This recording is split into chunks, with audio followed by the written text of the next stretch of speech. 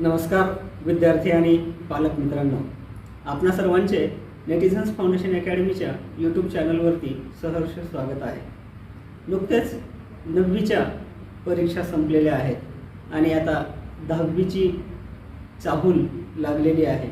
पालकांच्या आणि विद्यार्थ्यांच्या मनामध्ये 10वी बोर्ड परीक्षा तसेच इतर विषयांच्या तयारीची देखील एक जिज्ञासा, एक चाहूल सुरू झालेली आहे आणि त्यासाठी विद्यार्थी विविध कोर्सेस कोणती चांगली आहेत, कोणत्या प्रकारची तयारी करावी लागेल, कशा प्रकारे तयारी करावी लागेल या दृष्टिकोनामध्ये आहेत, याच्या शोधामध्ये असलेली आपल्याला दिसून येतात. 10वी म्हटली की विद्यार्थ्यांची आणि पालकांची घालमेल असते.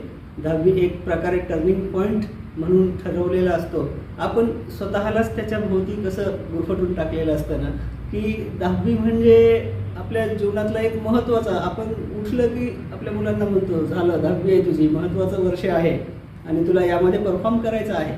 आणि यामध्येच पुन्हा आपण कुठेतरी ऐकलेलं असतं, कोणत्या तरी मित्राने किंवा कोणत्या तरी मित्राच्या वडिलांनी, पालकांनी आपल्याला सांगितलेलं असतं की 10वीमध्ये एक महत्त्वाची परीक्षा असते, NTSE नावाची, नॅशनल टॅलेंट सर्च एक्झाम नावाची एक परीक्षा असते आणि ती लातूरकरांना खऱ्या अर्थाने नेटिझन्स फाउंडेशन अकॅडमीने या परीक्षेची ओळख करून दिलेली आहे.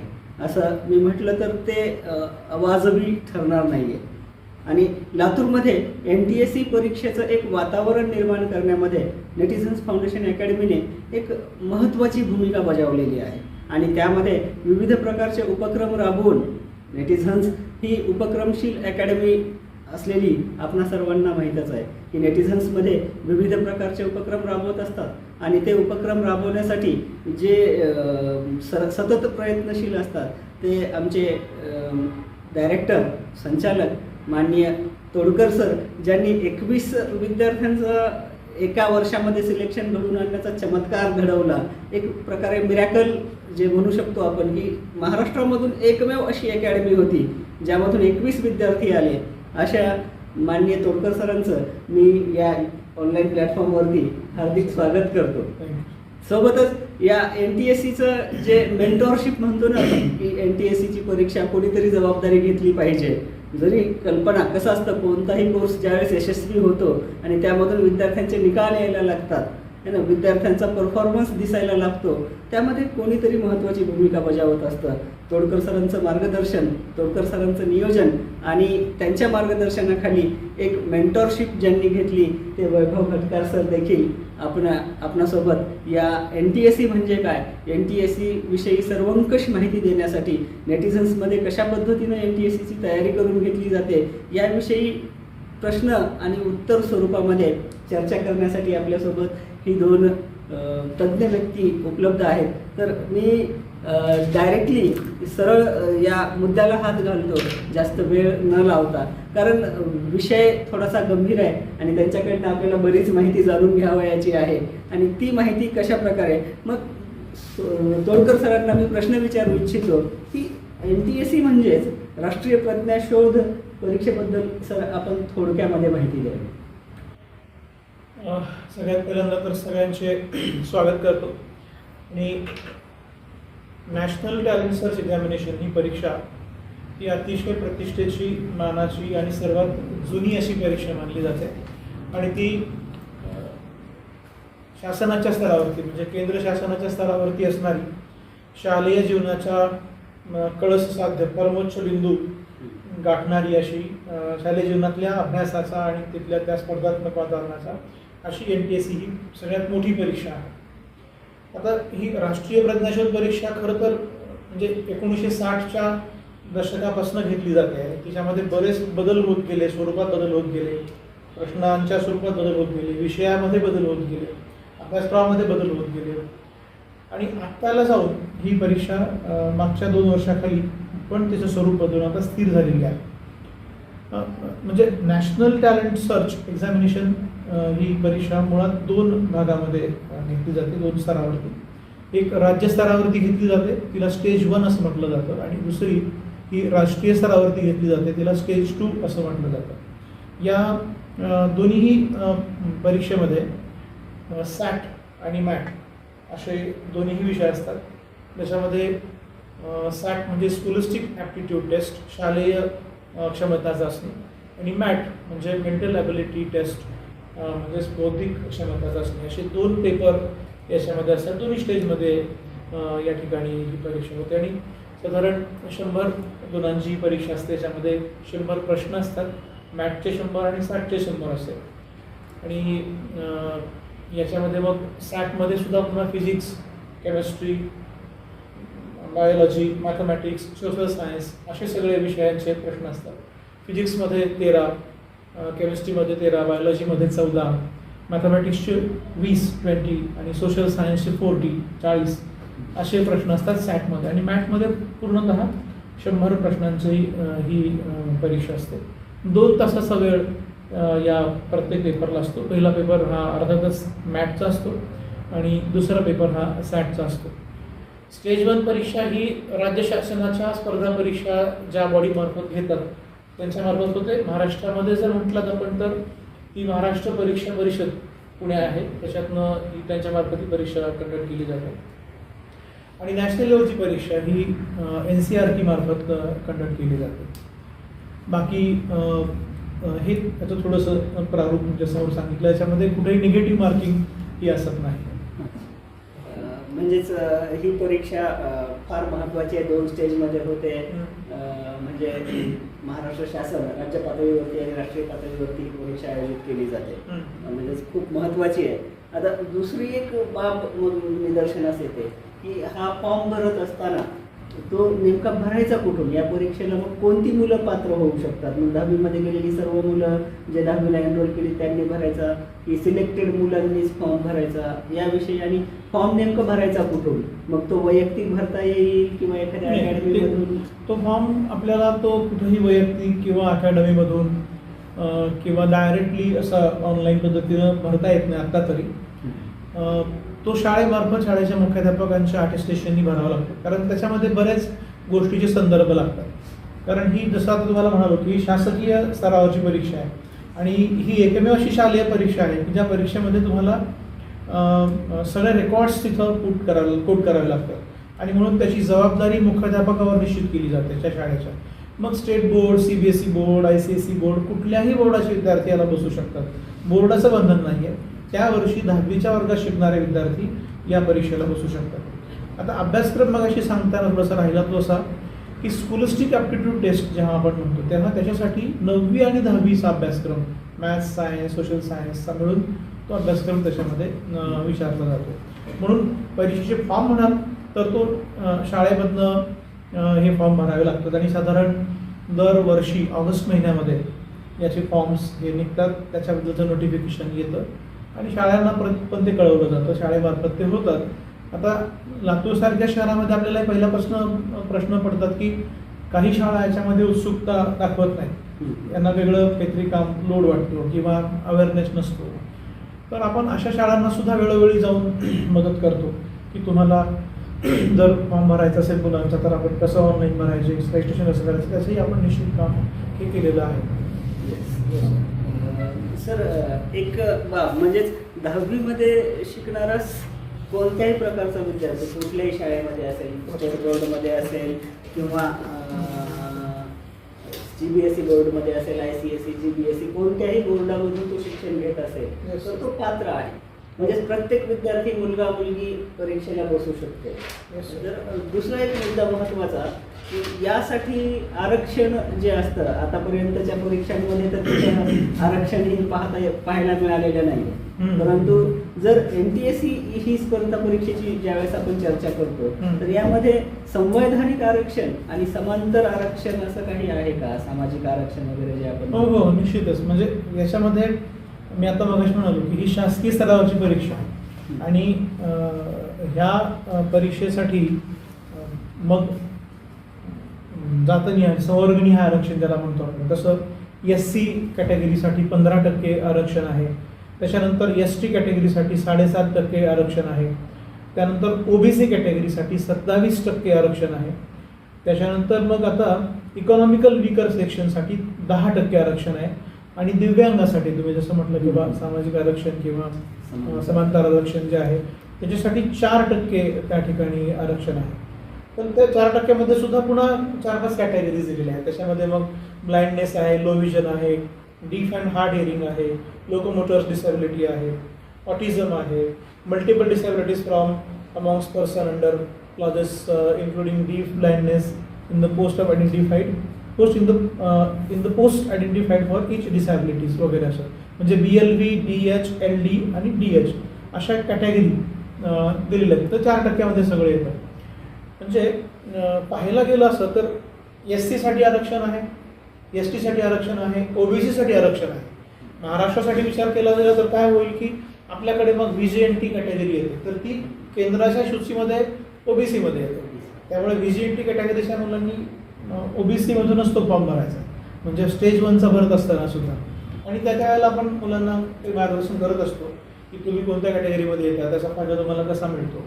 त्याच्यात वैशिष्ट्यपूर्ण असं आहे की बाकीच्या स्पर्धा परीक्षेसारखं याही परीक्षेला कॅटेगरीचे स्टुडंट्स हे ओपनमध्ये सुद्धा गृहीत धरले जातात. म्हणजे एखाद्या SC किंवा OBC कॅटेगरीच्या विद्यार्थ्याला कट ऑफच्या वरती जर मार्क असतील जनरलच्या कम्पॅरिझनमध्ये, तर तो तिकडं क्वालिफाय होऊन जातो आणि इकडं कास्टमधली एक सीट रिकामी होते. म्हणजे असा डबल बेनिफिट तुम्हाला रिझर्वेशनचा मिळतो. त्यामुळे अतिशय काळजीपूर्वक रिझर्वेशन तुम्ही प्रत्येकाने आता म्हणजे जरी एखाद्या विद्यार्थ्याने समजा OBC मधून फॉर्म भरलेला आहे हो आणि तो ओपनचा कट ऑफ 170 आहे आणि या OBCच्या मुलाला देखील 170 गुण मिळाले, तर तो OBC मध्ये काउंट होईल ओपनमध्ये तो जनरल मध्ये काउंट होईल. हे झालं स्टेज 1 मध्ये. स्टेज 2 मध्ये गेल्यानंतर त्याला दोन्ही बेनिफिट मिळतो. समजा तो त्या ठिकाणी ओपन मध्ये नाही बसला स्टेज 2 ला, त्याचे मार्क्स कमी आले एखाद्या प्रसंगी आणि तो त्याच्या कॅटेगरीमध्ये तो बसू शकतो, तर तो तिकडे पण बसवला जातो. म्हणजे दोन्ही स्टेजला त्याला दोन्ही वेळेस बेनिफिट मिळवण्याचा चांगला चान्स तिथे असतो. इकॉनॉमिकल वीकर सेक्शनला आपल्याला चांगला फायदा याच्यामध्ये करून घेता येतो. 10% आरक्षण त्याचं सुद्धा केंद्र सरकारने 2018-19 पासून ह्या बॅचमध्ये NTSC साठी दिलेलं आहे. सर, इकॉनॉमिकल वीकर सेक्शन हा एक नवीन आरक्षण आलेला आहे. EWS. तर याला काही उत्पन्नाची मर्यादा वगैरे, मग आर्थिक मागास प्रवर्ग म्हणून याच्याकडे आपण पाहतो. तर उत्पन्नाची मर्यादा वगैरे आणि हे कोणाकडून काढायचं, कसं काढायचं? आता हे उपविभागीय दंडाधिकारी असतात त्या तालुक्याच्या जिल्ह्याच्या प्लेसवरती आणि त्यांच्या स्वाक्षरीने हे प्रमाणपत्र मिळतं. आपण जर तहसील कार्यालयामध्ये सेतू सुविधा केंद्रामध्ये आपलं जर उत्पन्नाचं जर प्रूफ प्रेझेंट केले तर त्या ठिकाणी तुम्हाला तसं मिळतं. इथं महत्त्वाचा मुद्दा असा आहे की केंद्र शासनाच्या EWS काढण्यासाठी ज्या अटी आहेत त्या वेगळ्या आहेत. त्या अटी थोड्याशा जास्त अधिक कडक आहेत की ज्याच्यामध्ये तुम्हाला घराची लिमिटेशन आहे, शेतीची लिमिटेशन आहे, उत्पन्नाची लिमिटेशन आहे. पण राज्य शासनाची EWS साठी तुम्हाला अगदी 8 लाखापर्यंत पण मिळून जातं. पण मग जर त्याचं शक्य आहे केंद्र शासनाच्या नियमानुसार मिळणं, त्याने तसं घ्यावं आणि ज्यांना राज्य शासनाचं मिळतं त्याने राज्य शासनाचं घ्यावं. आता ते पुन्हा केंद्र शासनाच्या स्तरावरती कसं कन्सिडर केलं जातं त्याच्याबद्दल वेळोवेळी गाईडलाईन्स येतात केंद्र शासनाच्या वतीने. तर त्यावेळेला तुम्ही त्याचं कम्पॅरिझन करू शकता. म्हणजे तुम्ही कुठेही जर EWSला बसत असाल तर माझा सल्ला असा असेल की तुम्ही जनरलमधून फॉर्म भरण्याच्या ऐवजी EWS मधून फॉर्म भरणं तुम्हाला कधीही 2-3 मार्काला 4 मार्काला बेनिफिट हे मिळवून देतं निश्चितच. परंतु एक मनामध्ये क्युरिओसिटी, एक पालक म्हणून ज्यावेळेस आपण पाहतो किंवा एक विद्यार्थ्याकडे ज्यावेळेस चर्चा करतो आपण 10वीमध्ये गेल्यानंतर, जसंच विद्यार्थी 10वीला जातो तसं पालक वर्गही जागरूक झालेला असतो आणि विद्यार्थ्यांच्या अभ्यासाकडे सर्वांचं लक्ष खूप बारकाईने पाहायला सुरुवात झालेली असते आणि बोर्ड परीक्षांमध्ये परफॉर्मन्स आला पाहिजे, चांगल्या कॉलेजमध्ये ॲडमिशन मिळालं पाहिजे, हा जो होरा असतो पालकांचा, एक प्रकारे तो ओढा सर्व पालकांचा की मुलांनी 100 गुण घेतले पाहिजे. आणि समजा जर NTSC, आताच आपण म्हणालो की NTSC परीक्षेसाठी 2 प्रकारचे पेपर आहेत, मेंटल ॲबिलिटी आहे आणि मॅट आणि सॅट. तर याची तयारी करत असताना मग ती जी अपेक्षा आहे की 100% किंवा 90+ मार्क्स जे आले पाहिजे, यावरती काही परिणाम होतो का? मला लक्षात आलं की आता बघा बोर्ड सक्सेसचा जो विद्यार्थ्याचा मागे आपण म्हणजे त्याच्या मागे गोरा लावतो आणि त्यामुळं त्याचं नुकसान एका अर्थानं होतं. आणि आत्ता आपण शैक्षणिक धोरणाचा जर विचार केला, नव्या शैक्षणिक धोरणाचा, त्यामध्ये 10वीच्या बोर्डाला आता महत्त्व राहणारच नाही आहे. आणि त्यामुळं येणाऱ्या पुढच्या काळामध्ये म्हणजे येणाऱ्या पुढच्या कालावधीमध्ये विद्यार्थ्यांनी 8वी पासूनच NTSC साठी तयारी करायला काही हरकत नाही. कारण सगळं आता ओरिएंटेशन ही स्पर्धा परीक्षेसारखं असणार आहे. तुमचं कॉम्पिटिशन सक्सेस इंडेक्स वाढवला पाहिजे. त्यासाठी शाळातनं प्रयत्न झाले पाहिजेत, आपल्यासारख्या कोचिंग इन्स्टिट्यूटमध्ये होतातच होतात, पण पालकांकडनं पण हे प्रयत्न झाले पाहिजेत. आपण काळ बदलला असं जेव्हा म्हणतो तेव्हा बदललेला काळ हा केवळ त्या काळामध्ये जगून पूर्ण होत नाही, तर त्या काळानुरूप स्वतःमध्ये बदल करून घेण्यामुळे ते पूर्ण होतो. आणि म्हणून आताला NTSCला आपण पाहिलं तर तुम्ही उदाहरण मला सांगतो, तुम्ही 10वीला गेल्यावर फोकस चेंज होतो, किंवा आता तू 10वीलाच त्यामुळे तुला दुसरं काय करायचं, 10वी म्हणजे फक्त 10वीच करायचं, आणि मग ती मुलं पुढं जाऊन अडकतात, त्यांना ब्रेक पडतो. NTSC तर अशी परीक्षा आहे की ज्या परीक्षेमध्ये SAT सारख्या विषयामध्ये तुम्हाला 10वीचा अभ्यासच सगळा करायचा आहे. त्यामुळे तुम्हाला बेनिफिट उलटा असा आहे की तुम्ही अजून अधिक शार्प होतात. उलट हे सप्लिमेंटरी आहे, त्याला कुठेही बाधक नाही आहे तुमच्या बोर्डाच्या अभ्यासाला, बरोबर आहे. म्हणून कॉम्पिटिशन सक्सेस इंडेक्सची जर आपण रचना करत असू मुलांमध्ये डेव्हलप होण्याची, तर NTSC हे खूप चांगलं त्याच्यासाठीचं व्यासपीठ आहे. अशी कुठली दुसरी परीक्षा नाही आहे की जी तुमच्या शालेय अभ्यासक्रमाला धरून चालते. त्यामुळे तुम्ही इकडं पालकांनी हा विचार नक्की केला पाहिजे आणि विद्यार्थ्यांनी केला पाहिजे की बोर्डाचे मार्क्स तर वाढणारच आहे, उलट ते त्याला सप्लिमेंटरी आहे. तुम्ही सोशल सायन्सचा अभ्यास करणार, मॅथ्सचा अभ्यास करणार, सायन्सचा अभ्यास करणार, आणि तो तुमच्या बोर्डाच्या पुस्तकातले इन डिटेल अभ्यास आहे. तुम्हाला वैभव सर पण थोड्या वेळात ह्या गोष्टी मॅथचा जेव्हा विषय येईल तेव्हा ते सगळं सांगतीलच. मग या दृष्टीने थोडंसं मला वाटतं की हे पालकांनी लक्षात घ्यायला हवं आहे की आपला विद्यार्थी जर NTSC परीक्षा देऊ म्हणत असेल आणि तो त्याचं कॅलिबर असेल तसं, तर त्याला बिलकुल बिनधास्तपणे तुम्ही आतापासूनच तयारी करून दिली पाहिजे. हा सर्वात महत्त्वाचा मुद्दा आहे सर. Yes. की ज्यावेळेस विद्यार्थी आपण काउन्सिलिंग करतो, विद्यार्थ्यांशी चर्चा करत असतो, NTSCचे फायदे विद्यार्थ्यांना देखील शाळेमधून त्यांच्या शिक्षकांद्वारे क्लासेसमधून वगैरे कळालेले असतात, परंतु पालकांच्या बाबतीमध्ये थोडंसं एक निगेटिव्ह दृष्टिकोन आपल्याला पाहायला मिळतो, निगेटिव्ह अप्रोच पाहायला मिळतो की तो कॉम्पिटेटिव्हची तयारी करत बसेल, मग बोर्डाची कशी करेल. यासाठी आपण काय मार्गदर्शन करायचं? नाही, आता मी तुम्हाला ते सांगतो की त्याचे फायदे माहीत झाले तर तुम्ही त्याच्याकडे जाल, आणि हे फायदेच आपल्याला माहिती नाहीत. NTSC परीक्षा देण्याचे फायदे काय? उलट वैभव सर एक फायदा चांगला सांगतो, लगेच सुटून सांगा. एक फायदा असा की ही राष्ट्रीय स्तरावरची पातळीवरची परीक्षा आहे. त्याच्यामुळे जर आपल्याला चेक करायचं असेल या सगळ्या स्पर्धेच्या वातावरणामध्ये, तर आपण स्वतःला अतिशय वेगळ्या म्हणजे राष्ट्रीय पातळीवरच्या परीक्षेमधून चेक केलं पाहिजे ना. हीच ती खरी चाळणी आहे की त्या चाळणीमधून आपण स्वतःला चेक केलं पाहिजे. अतिशय प्रतिष्ठेची ही परीक्षा आहे. याच्यामुळे तुम्ही परीक्षेला बसलात तरी पण तुम्हाला त्याचा आयुष्यभरामध्ये खूप फायदा होणार आहे. येस, हा जो स्टॅम्प आहे ना NTSC स्कॉलर, हा सगळ्यात महत्त्वाचं काय की याच्यामध्ये बेनिफिट्सचं आपण जर 2-3 गोष्टी बघितल्या तर एक गोष्ट आता सर सांगत आहेत की ही एक तुम्हाला राष्ट्रीय स्तरावरला स्वतःला चेक करण्याची एक परीक्षा आहे. दुसरं बेनिफिट तुम्हाला मी सांगेन की आर्थिक बेनिफिट पण आहे. म्हणजे तुम्ही 11वी-12वीला जेव्हा जाता तेव्हा दरमहा 1250 रुपये तुमच्या खात्यावरती येतात शासनाकडनं. 12वीच्या नंतर दरमहा 2000 रुपये येतात. त्यानंतर तुम्हाला PGसाठी 60,000 रुपयांपर्यंत त्याचं मानधन येतं, किंवा तुम्ही PhD प्रोग्रामपर्यंत गेलं तर त्याची फीस सुद्धा शासनातर्फे भरली जाते. हा झाला आर्थिक सगळा त्याच्यातला फायदा.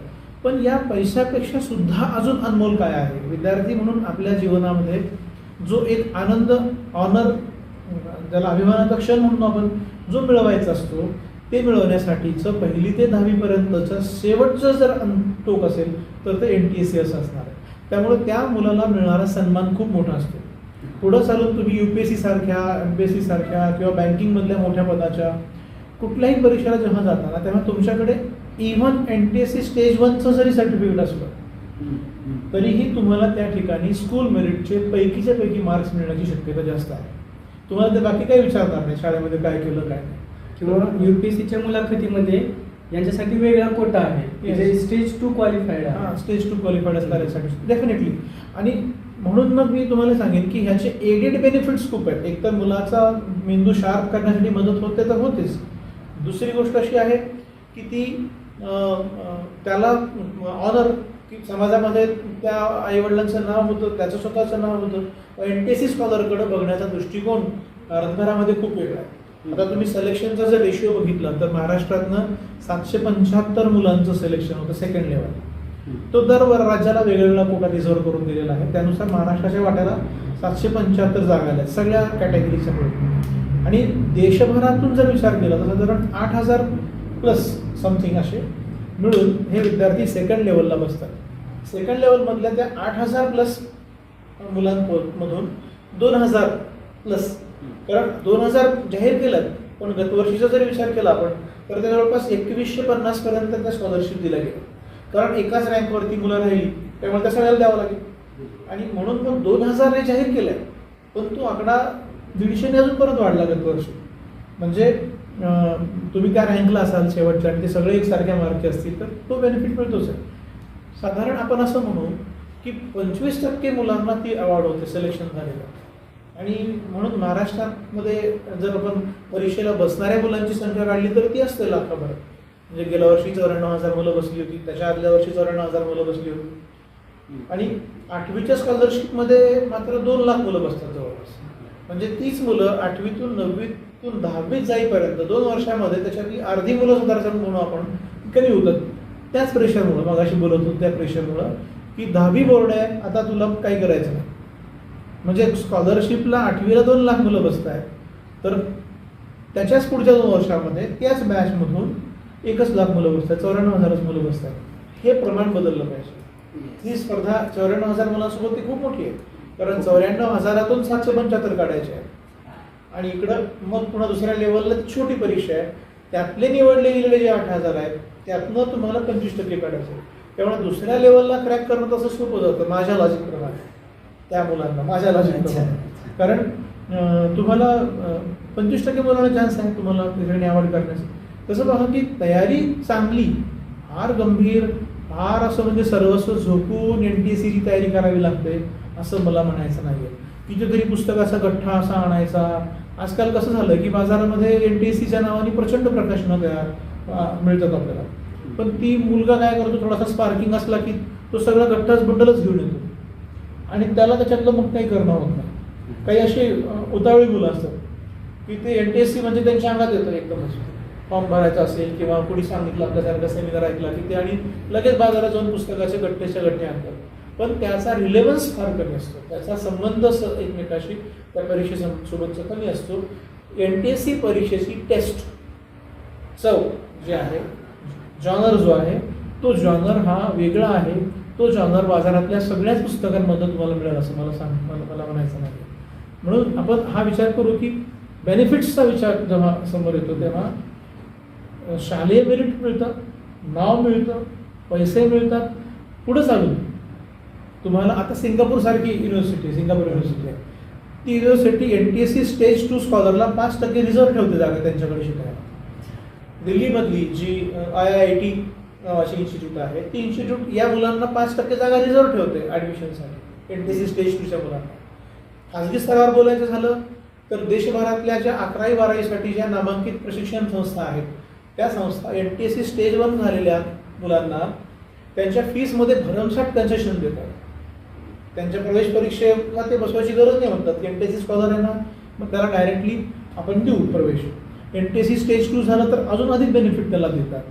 म्हणजे इव्हन त्याला नाही की बरोबर निःशुल्क शिकवलं जाऊ शकतं. जी लिस्ट तयार होते NTSC स्टेज 1 आणि स्टेज 2ची, अगदी शेवटी जेव्हा ती लिस्ट तयार होते तेव्हा त्या लिस्टला त्या बॅचला, जसं की आपण उदाहरणार्थ 2021-22 घेऊया, जेव्हा ती लिस्ट तयार होईल त्या लिस्टकडे देश एक बौद्धिक संपत्ती म्हणून बघत असतो. त्याच्यामुळे त्याचं नाव आहे की नॅशनल टॅलेंट सर्च एक्झामिनेशन, की त्या टॅलेंटच्या शोधामध्ये देश आहे आणि ते देश मग त्या लिस्टला कसा म्हणतो की एक बौद्धिक संपत्ती आहे देशाची, या दृष्टीने तो बघत असतो. एक्झॅक्टली. त्याचे सर्टिफिकेट मिळतं तुम्हाला. त्या सर्टिफिकेटवरती हे नोंदवून येतं की this student is the asset of India, भारताची संपदा म्हणून तुम्हाला जाहीर केलं जातं. त्याच्यापेक्षा अजून मोठं तुम्हाला सत्कार काय. आता तुम्ही सेकंड लेवलला पास झालात, क्वालिफाय झालात तर दरवर्षी त्या जिल्ह्याच्या जिल्हाधिकाऱ्यांच्या हस्ते किंवा त्या जिल्ह्याच्या पालकमंत्र्यांच्या हस्ते NTSC स्कॉलर्सचा सत्कार समारंभ पण त्या ठिकाणी शासनाच्या वतीनं केला जातो. हाही त्याच्यामध्ये मला आठवला म्हणून तो बेनिफिट तुम्हाला सांगतोय. So full benefit. एकंदरीत पाहिलं तर फार प्रतिष्ठेची परीक्षा आहे, अनेक फायदे आहेत. आणि आपल्या चर्चेमधून आताच आपण म्हणालात की जवळपास 94,000 मुलं मागच्या वर्षी बसली होती, या वर्षी 94,000 मुलं बसली. आणि त्यामधून केवळ 775 मुलं ही स्टेज 2 ला क्वालिफाय होतात. तो Yes. महाराष्ट्राचा कोटा आहे. Yes. तर यावरून एक प्रश्न, एक शंका मनामध्ये येते, ती म्हणजे नेमका मग कट ऑफ काय असतो, याची कॉम्पिटिशन कशी असते. तर मागच्या वर्षीचा कट ऑफ काय होता, संवर्गणी हा कट ऑफ कसा असतो, कशा प्रकारचा. म्हणजे मी असं सांगेन की मागच्या वर्षीच का तर 2 वर्षाचा ट्रेंड बघू आपण. अजून या वर्षीला दुर्दैवाने अजून रिझल्ट आलेले नाही आहेत, पण त्याच्या आधीचे 2 वर्ष म्हणजे 2018-19 आणि 19-20 या 2 वर्षाचे रिझल्ट माझ्याकडे आहेत. तसं तुम्हाला मी अनालिसिस पण सांगेन की आपण जर 775 मुलं महाराष्ट्रातून निवडली जातात असं म्हणालो, तर 2018-19 आणि 19-20 असं मी दोन्ही एकत्र सांगणार आहे. म्हणजे जनरलचा कटा बघूयात आपण. 18-19ला सिलेक्शन झालं होतं 392 मुलांचं टोटली, आणि 19-20ला झालं होतं ते 314 मुलांचं. त्याच्यामध्ये मी हँडिकॅप कोटा पण ॲड केला, रेग्युलर आणि हँडिकॅप असं बेसिकली जर आपण दिव्यांग असं म्हणू त्यांचा. तर आता बघा की टॉपर्सचे मार्क जनरल कोट्यामध्ये 186 होते 18-19ला, आणि 19-20ला ती 184 आहेत टॉपर्स. म्हणजे 2च मार्काचा फरक आहे टॉपरला. म्हणजे तर कसं होतं की तुम्हाला एकूण मार्क्स किती, कधी कधी काय होतं की पहिल्या लेवलचा तुम्हाला कट ऑफ सांगतो स्टेज 1चा महाराष्ट्राचा कट ऑफ.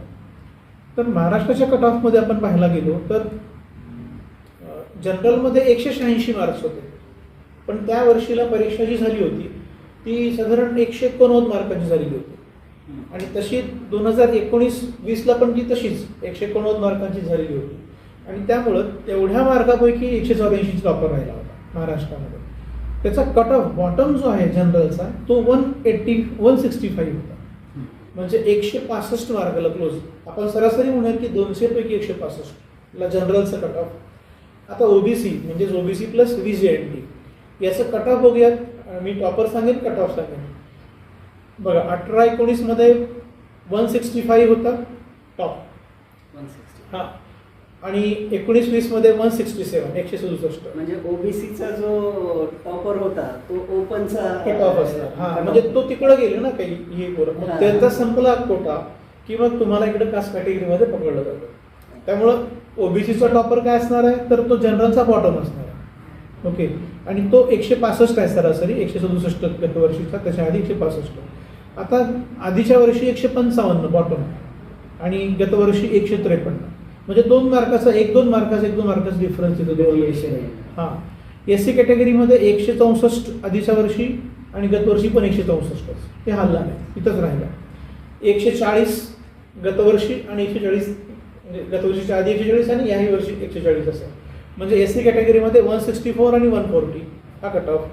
ST मध्ये 169 होता, 159 होता आधीच्या वर्षी, 159 159 STचा, आणि इकडे STचा 164 होता टॉपर. पण बॉटम होता 128, आणि STचा बॉटम इकडे होता 122 असा. आता EWS 2019-20 पासून सुरू झालं. त्या EWS मध्ये सुद्धा 167 टॉपर होता आणि 144 बॉटम होता. आपण आता फक्त बॉटम बघूयात. 2019-20 मध्ये जे आहेत त्याच्याविषयीचा. जनरलचा कट ऑफ 165, ओबीसी VJNTचा कट ऑफ 153, SCचा कट ऑफ 140, STचा कट ऑफ 122 200 पैकी, EWSचा कट ऑफ 144 गत वर्षीचा कट ऑफ. या वर्षीचा अजून निकाल येणं बाकी आहे, कदाचित या महिनाभरात तो निकाल येईल आणि त्याच्यामध्ये ते ॲडिशन नक्कीच होऊ शकतं. पण हा जो कट ऑफ आहे, मला तुम्हाला सांगायचं आहे की हे बेनिफिट कास्ट कॅटेगरीमध्ये सगळ्यांना मिळतं. ते कोणाला मिळतं की ज्यांनी तो सर्टिफिकेट वेळेवर अपलोड केला आहे. फॉर्म भरतानाच तुमच्याकडे तुमचं कास्ट सर्टिफिकेट मुलाचं, जर तुम्ही ओबीसीमध्ये असाल किंवा EWSमध्ये असाल तर तुमचं उत्पन्नाचं प्रमाणपत्र, आणि ती EWSचं प्रमाणपत्र, आणि ओबीसीला तुम्हाला नॉन क्रिमिनल प्रमाणपत्र. तर ह्याची तयारी तुम्हाला आत्तापासून करायची आहे. म्हणून खास करण्या सेमिनारमध्ये मग तुम्हाला सांगायचं आहे. कट ऑफचा विषय कशासाठी सांगतोय की तुम्ही जर कॅटेगरीमध्ये येत असाल कुठल्याही, आणि तुमच्याकडे जर प्रमाणपत्र नसेल विद्यार्थ्याच्या नावचं, तर तुम्ही ते नुसतं असून उपयोगाचं नाही. शाळा भरते म्हणून ते उपयोगाचं नाही. शाळेला सबमिट करायचं काम ती पालकांची जबाबदारी आहे, ती विद्यार्थ्याची जबाबदारी आहे. त्यामुळे तुम्ही जागरूकपणे पुढच्या महिनाभरामध्ये मुलांचे जे सर्टिफिकेट असतील 10वीला बसणारे आत्ता मुलांचे, ते तुम्हाला काढणं नितांत आवश्यक आहे. मी वैभव सरांना प्रश्न विचारू इच्छितो. वैभव सर, जसं की आता सरांसोबत चर्चा करत असताना मी बोललो आणि सरांनी पण म्हटले की 10वीला ज्यावेळेस विद्यार्थी येतो त्यावेळेस पालकांची ओढ जी आहे ती बोर्ड परीक्षांकडे असते आणि बोर्ड परीक्षांचा शालेय अभ्यास सोडून मेंटल ॲबिलिटीसारखा एक नवीन विषय त्यांना शिकावा लागतो, ज्याला आपण बुद्धिमत्ता चाचणी, सामान्य बुद्धिमत्ता चाचणी असंही म्हणतो. परंतु इथं एक जिज्ञासा मनामध्ये जी निर्माण होते, जी उत्सुकता मनामध्ये निर्माण होते, की याच मुलांनी 5वीच्या वेळेस स्कॉलरशिपला बुद्धिमत्ता, सामान्य बुद्धिमत्ता चाचणी हा विषय अभ्यासलेला आहे. 8वीला स्कॉलरशिपची परीक्षा देताना देखील सामान्य बुद्धिमत्ता हा चाचणीचा पेपर त्यांनी तयार केलेला, त्याची वेगळी तयारी केलेली आहे, स्पेशल क्लासेस लावून देखील काही वेळेला तयारी केलेली असते. आणि असं काय होतं की NTSC मध्ये आणि एट स्कॉलरशिप असेल किंवा फिफ्थ स्कॉलरशिप असेल, यामध्ये नेमकं काय फरक आहे? मग NTSCचं आणि मेंटल ॲबिलिटी आणि एट स्कॉलरशिपचं मेंटल ॲबिलिटी वेगळं आहे का काय? हा खूप महत्त्वाचा प्रश्न आहे. जर मॅट या विषयासंदर्भात जेव्हा आपण बोलू तेव्हा NTSC सारखी ही 10वीच्या आपल्या शालेय जीवनामधली ही पहिली राष्ट्रीय पातळीवरची परीक्षा आहे आणि त्याच्यामध्ये 200 मार्कापैकी 50% वेटेज असलेलं म्हणजे पूर्ण हाफ वेटेज म्हणजे या मेंटल ॲबिलिटी या विषयाला आहे. त्या नावामध्येच आहे की मेंटल ॲबिलिटी टेस्ट, म्हणजे मानसिकरित्या किती ॲबिलिटी आहे. त्याच्यामध्ये त्यांनी देताना टॉपिकचे नावसुद्धा दिलेले नाही आहे जेव्हा सिलेबस डिस्क्राईब करताना. त्याच्यामध्ये मग त्यांनी शब्द वापरलेत की संकलन, डिसिजन मेकिंग आणि रिझनिंग असे 3 शब्द त्यांनी वापरले. तर याच्या जोरावर म्हणजे माणसाचं बुद्धी ठिकाणावर आहे का नाही हे चेक करण्याची परीक्षा आहे की डोकं ठिकाणावर आहे का, बौद्धिक क्षमता. त्याच्यामुळे आता सर विचारले जसे की 5th स्कॉलरशिप, 8वी स्कॉलरशिप किंवा इतर कुठल्याही स्पर्धा परीक्षा ज्या शालेय जीवनामध्ये मुलं देतात त्याच्यामध्ये मेंटल ॲबिलिटी हा विषय असतोच. त्याचे नावं वेगवेगळे असतात, कुठे इंटेलिजन्स टेस्ट, कुठे स्कॉलरशिपमध्ये मग बौद्धिक क्षमता किंवा असे कुठलेही नावं ते देऊ शकतात. पण मग 10वीमध्ये बदलतं काय, तर 10वीमध्ये त्याच्या प्रश्नांची संख्या बदलते आणि वेळेचं मॅनेजमेंट किंवा ॲक्युरसी येण्यासाठी मग त्याला खूप अचूक सराव, टेस्ट सिरीज आणि जुन्या प्रश्नपत्रिकांचा सराव हे सगळं त्याच्यामध्ये मग खूप महत्त्वाचं ठरतं. मग नेटिझन्स म्हणून आपण म्हणजे ह्या टेस्ट सिरीज जेव्हा आपण ऑर्गनाईज करतो त्याच्यामधून मग मुलांना समजायला लागतं की म्हणजे या परीक्षेमध्ये नेमकं वेगळं काय आहे. तर हे आपल्या नेटिझन्समध्ये आपण अर्थात थोडासा 8th स्कॉलरशिपला मी तयारी केलेली आहे असं म्हणून जो विद्यार्थी कॅज्युअली घेतो तर ते न घेता त्याने याच्याकडे परत एकदा थोडंसं लक्ष देणं हे खूप महत्त्वाचं आहे. तर यावरून एक मुद्दा समोर येतो की मग 8वीच्या स्कॉलरशिपची जी काठिण्य पातळी होती त्यामध्ये आणि 10वीला आल्यानंतर NTSCच्या प्रश्नांचं स्वरूप कसं असतं, त्याची काठिण्य पातळी काय असते, नेमकं परीक्षेचं स्वरूप कसं आहे, पेपर कशा स्वरूपाचा असतो, थोडक्यामध्ये आपण अगदीच वर्ग जेव्हा वाढला म्हणजे मोठा जेव्हा आपण होत जातो तेव्हा त्याची काठिण्य पातळी म्हणजे एकदम बदलतेच. तर म्हणजे कोणीही ओळखायला पाहिजे की 8वीची परीक्षा आणि 10वीची परीक्षा याच्यामध्ये काठिण्य पातळीचा नक्कीच बदल होतो. प्लस त्याच्यामध्ये काही टॉपिक्सची सुद्धा भर पडत असते. म्हणजे जवळपास 25 टॉपिक आपल्याला अभ्यासावे लागतात अशा परीक्षा देताना. आणि ते आपल्या जुन्या प्रश्नपत्रिकाचा जेव्हा आपण बघू, जेव्हा त्याचं विश्लेषण करू, त्यातून ते निदर्शनास येतं की म्हणजे कुठले टॉपिक भेटतात. जवळपास 25 टॉपिक आपण जेव्हा अभ्यासू तेव्हा आपल्याला त्याची काठिण्य पातळी लक्षात यायला लागते. आणि मग त्याचं वेटेज, त्याला मग कोणत्या टॉपिकला किती वेटेज द्यायचं आहे, मग हे सगळं करण्यासाठी आणि 10वीची बोर्डाची परीक्षा पण सुद्धा आपल्या सोबतच असते आणि त्याचं संतुलन सावध करण्यासाठी मग याला खूप जास्त मार्गदर्शनाची गरज पडते अशा विषयांसाठी. आणि मग आपल्याला याला कॅज्युअली न घेता याला गांभीर्याने बघणं गरजेचं आहे की अशा विषयांची एक वेगळ्या पद्धतीची तयारी करत राहणं आणि सराव करत राहणं वर्षभर हे त्याच्यामध्ये खूप महत्त्वाचं ठरतं. नक्कीच सर, नक्कीच. सर असं आता जसं वैभव सरांनी सांगितलं की NTSCची परीक्षा ही 2 पेपरची आहे आणि आपण पण म्हणाला होता की सॅट आणि मॅट. तर मॅट हा 50% भाग मॅटने उचलला. तर सॅटचं स्वरूप कसं आहे, त्यांची काठिण्य पातळी कशा प्रकारची असते, सॅटमध्ये कोणत्या विषयांचा समावेश असतो? मी मगाशी म्हणालो आणि आताही परत सांगेन की फिजिक्स हे 13 प्रश्नांचं असतं. त्याच्यामध्ये केमिस्ट्री परत 13 प्रश्नांची, बायोलॉजी 14 प्रश्नांची, मॅथमॅटिक्स 20 प्रश्नांचं आणि सोशल सायन्स त्याच्यामध्ये हिस्ट्री, जॉग्राफी, सिव्हिक्स हे 40 मार्कांचं. आता सॅटमध्ये खऱ्या अर्थाने गेम चेंजर सब्जेक्ट आहे बऱ्याच जणांना वाटतं की मॅथ्स असेल, बऱ्याच जणांना वाटतं की फिजिक्स असेल, केमिस्ट्री असेल, बायोलॉजी असेल, सायन्स आणि मॅथ्स असेल. पण नाही, सायन्सचा टोटल आपण काढला तर त्या ठिकाणी वेटेज 40 येतं, मॅथमॅटिक्स 20च आहे. पण खऱ्या अर्थाने मुलं इग्नोर करतात ती सोशल सायन्सला. कारण सोशल सायन्समध्ये स्पर्धेला येणारे प्रश्न कसे असतील याचं अजून त्यांना गणित कधी याच्या पूर्वी त्यांना लागलेलं नसतं. म्हणजे 8वीच्या स्कॉलरशिपला पण नाही, 5वीच्या पण नाही, शालेय जीवनातल्या कुठल्याही स्पर्धा परीक्षेमध्ये इतिहास, भूगोल, हिस्ट्री आणि जॉग्राफी किंवा सिव्हिक्स याच्यावरती कुठली स्पर्धा परीक्षा नाही आहे, ऑलिम्पियाड नाही आहे. ऑब्जेक्टिव्ह टाईपची कुठलीच नाही. मग त्यांनी 9वीचा आणि 10वीचा सोशल सायन्स चांगला वाचणं आणि त्याच्यातून तुम्ही प्रश्नांची तयारी करून घेणं हे त्याचा गेम चेंजर आहे. आणि म्हणून हे सगळं आम्ही ओळखलं, नेटिझन्सनी आपण जे ओळखलं ते हेच ओळखलं आहे, विद्यार्थ्यांची गरज ओळखून. कारण बऱ्याच अकॅडमीज काय असतात की कुठं मेंटल ॲबिलिटी शिकवणारा शिक्षक आहेत, कुठं 8 दिवसातून 2दा, कधी 1दा, कधी फक्त रविवारी असं शिकवणाऱ्या अकॅडमीज आहेत NTSCला. पण ते पुरेसं अजिबात नाही. तुम्हाला नित्यनियमितपणे पूर्ण वर्षभराचं शेड्यूल ठेवून तुम्ही जर त्याच्यामध्ये सराव केला तर ते निश्चितच तुम्हाला बेनिफिशियल राहतं. आता सॅटची जी काठ्याने बाजली आपण म्हणालो, काठ्याने बाजली काय असेल तर म्हणजे इथं पहिल्या लेवलला तर सगळं स्टेट बोर्डचं सिलेबस आहे महाराष्ट्राचा.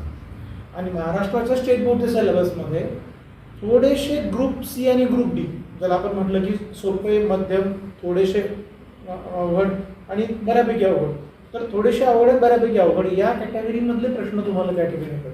म्हणजे संकीर्ण ज्ञान थोडंसं त्या ठिकाणी, उपयोजित ज्ञान थोडंसं गणितामधलं, मॅथमॅटिक्समधलं खास करणार. बायोलॉजीमध्ये काही तुम्हाला चकवणारे प्रश्न येतात. म्हणजे स्पर्धा कशी असते की तुम्हाला गटात न बसणारा शब्द ओळखा वगैरे असं फार कमी. पण स्पर्धा कशी आहे की खालीलपैकी काय नाही, खालीलपैकी काय नाही, म्हणजे तुम्ही त्याचं आकलन किती चांगलं केलं आहे कॉन्टेंटचं, घटकांचं, त्या आकलनावर आधारित प्रश्न असतात. अदरवाईज जर सरळ बोर्डासारखे ऑब्जेक्टिव्ह प्रश्न असले असते तर 94,000पैकी कोणाला घेऊन कोणाला सोडावं हा प्रश्न पडला असता. त्यामुळं तुम्ही किती आत्मसात केलं ज्ञान त्याचा उपयोजनावर आधारित प्रश्न असतात. पण फार हेवी प्रश्नाचं असं असते मी म्हणणार नाही, फार अवघड प्रश्न असतात असंही नाही. त्याचा एकच मंत्र आहे, तुम्ही जर सराव चांगला केला तर तुम्ही त्या दृष्टीने भरपूर पुढे जो आहे तो जाऊ शकाल. येस. आता मला खरं तर असं तुम्हाला विचारायचं आहे, बऱ्याच वेळापासून आपण कारण काय आहे पालकांनो आणि विद्यार्थी मित्रांनो, पठाण सर सोशल सायन्स या विषयाचे खास करून एक्सपर्ट म्हणून नेटिझन्समध्ये काम करतात.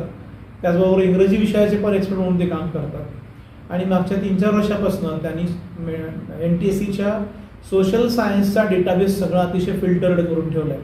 मी तुम्हाला आनंदाची गोष्ट सांगतो, जी आत्ता काल परवा परीक्षा झाली मागे, म्हणजे चालू 10वीच्या बॅचची 2020-21 या बॅचची, त्या बॅचला सोशल सायन्सचे जे 40 प्रश्न आले होते ते 40 प्रश्नांपैकी 38 प्रश्न जवळपास सोशल सायन्स विषयातले पठाण सरांच्या डेटाबेसमधून होते.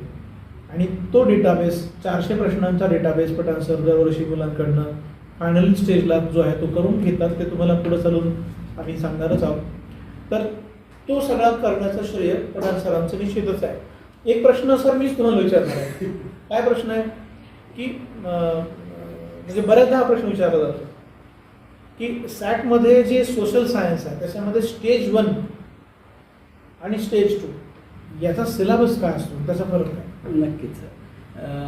जसं आपण आता बोलताना आपल्या ह्याच्यामधून देखील आलं होतं की NTSCमध्ये जो गेम चेंजर सब्जेक्ट आहे तो सोशल सायन्स हा गेम चेंजर सब्जेक्ट आहे.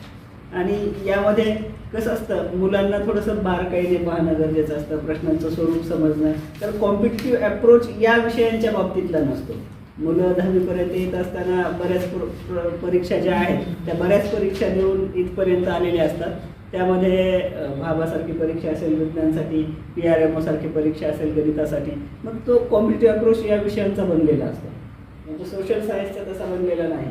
आणि ज्यावेळेस आपण पाहतो की NTSC ही परीक्षा स्टेज 1 आणि स्टेज 2 मध्ये घेतली जाते, मग याचा अभ्यासक्रम एकच आहे का, सेम असतो का, तर नक्कीच त्याचं उत्तर नाही हे आहे. कारण स्टेज 1ची जी परीक्षा घेतली जाते ती MSCद्वारे, महाराष्ट्र राज्य परीक्षा परिषदेद्वारे घेतली जाते आणि ती महाराष्ट्र राज्यातील विद्यार्थ्यांसाठी असते.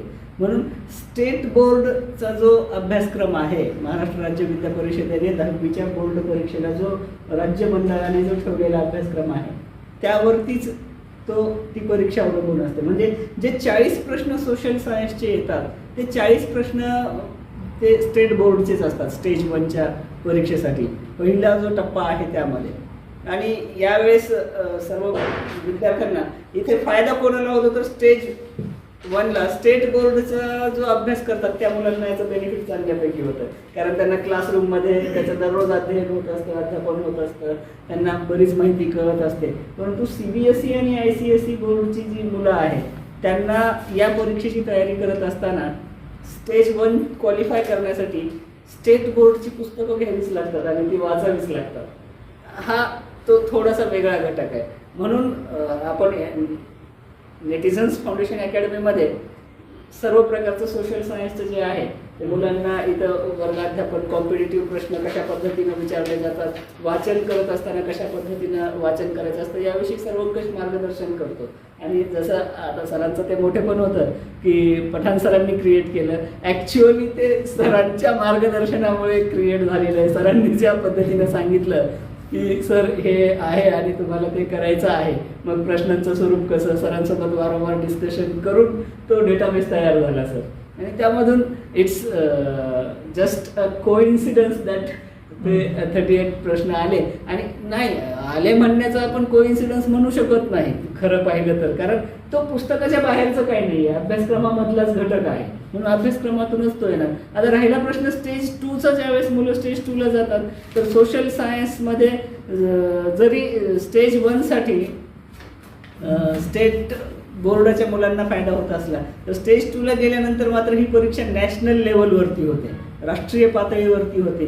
आणि फक्त महाराष्ट्रामधून आलेले 775 मुलं जे आहेत ते 775 मुलांची स्पर्धा नाही आहे. तर आता इथं राष्ट्रीय पातळीवरती नॅशनल लेवलवरती असलेल्या मुलांसोबत स्पर्धा आहे. म्हणून तो स्टेज 2चा अभ्यासक्रम जो आहे तो NCERTचा आहे. फक्त सोशल सायन्स या विषयाचाच नाही तर तो इतर विषयांचा देखील, जसं मॅथमॅटिक्स असेल, सायन्समध्ये फिजिक्स, केमिस्ट्री, बायोलॉजी असेल, या विषयांचा सुद्धा जो अभ्यासक्रम आहे तो स्टेज 2साठी NCERTचाच आहे. म्हणून ते स्पेशली त्याच्याकडे सॅटमध्ये पाहण्यात चलत मला तुम्हाला हे चलत सांगायचं आहे सोशल सेशन सुरू आहे म्हणून, की मग काय होतं की स्टेज 1ला CBSEची मुलं पाहतात की बा स्टेज 1ला सगळं सोशल सायन्स हे स्टेट बोर्डचं आहे आणि मॅथ्स आणि सायन्स सुद्धा स्टेट बोर्डच्या लेवलनी चालायचं आहे, तर आपण कशाला NTCची वाटायला जायचं. तर तसं न होऊ देता मी तुम्हाला डेटावरनं सांगू शकतो की CBSEच्या मुलांनी प्युअरली म्हणजे अतिशय मनामध्ये हे ठाणून घ्यायचं की तुम्ही जर वेळ दिला, आता आज हा एप्रिल महिना सुरू आहे, एप्रिल महिन्यापासून जर वेळ दिला तर परीक्षेपर्यंत तुम्हाला सोशल सायन्स अतिशय चांगल्या पद्धतीनं तयार करून घेता येतं.